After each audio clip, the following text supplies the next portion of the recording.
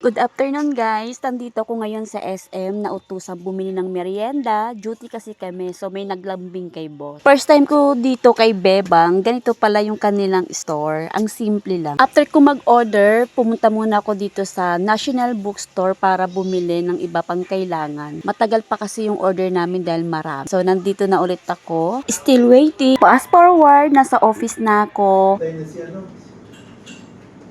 Today is Friday, kaya si Daddy Jano naka-work from home, kaya heto, nag-commute ako. Actually, susunduin nila ako dito sa Terrace. So, habang wala pa sila, dadaan muna ako dito sa CR kasi baka abutan ako habang nasa biyahe.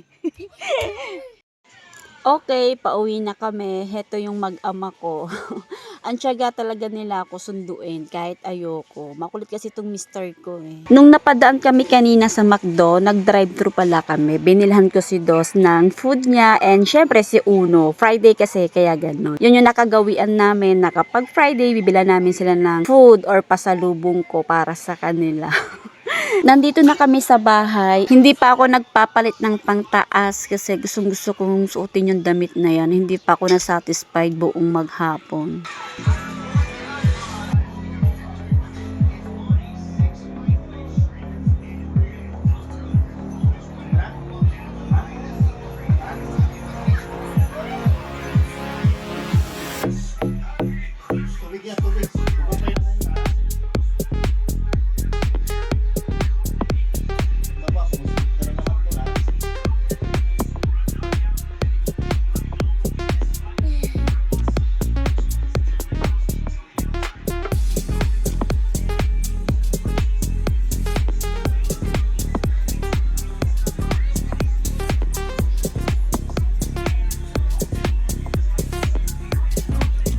So, kalarating ko lang ng bahay.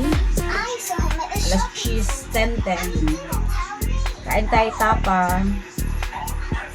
Tapang usa. Nakatikim na kayo neto. Meron ako dito suka. So, pinipress pala to. Ito pala siya. Condiments. Chiyo.